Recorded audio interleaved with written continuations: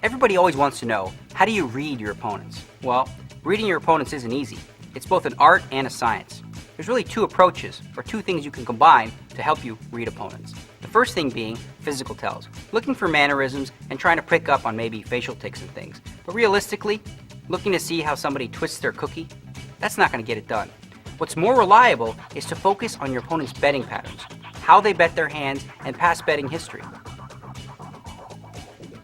So while physical tells aren't the be-all, end-all of reading your opponents, there's still a few things that you should look for that'll really help you out in a key pot. For one, if you notice that a player is betting really aggressively, and all of a sudden his arm extends like that, like, I bet! Well, chances are, this guy's trying to scare you. He might be bluffing. Conversely, if you notice that a person's betting, I bet, real careful, well, he's inviting you in. He's like, come on in, I gotcha. Which leads me to the next example, and that's the sigh. If you notice a guy go like this when he sees an ace on the flop and says, chances are that's some bad acting right there. He loves that board and he's just trying to fake a tell. Which brings me to the last thing.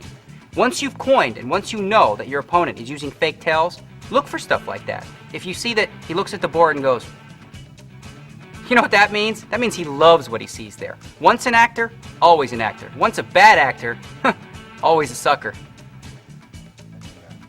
You'll often hear people on TV say things like, I can see through his soul. Like, give me a break. No, you can't. The truth is, the great players are great. Why? Because they focus on betting patterns. They focus on the action, the pre-flop action, flop action. How does this person play these hands in certain positions? Does this person raise with a flush draw? Would this person ever just call with a big pair like aces or kings? The more questions you ask yourself and the more answers you get, the higher the likelihood that you're going to make the right decision in the long run.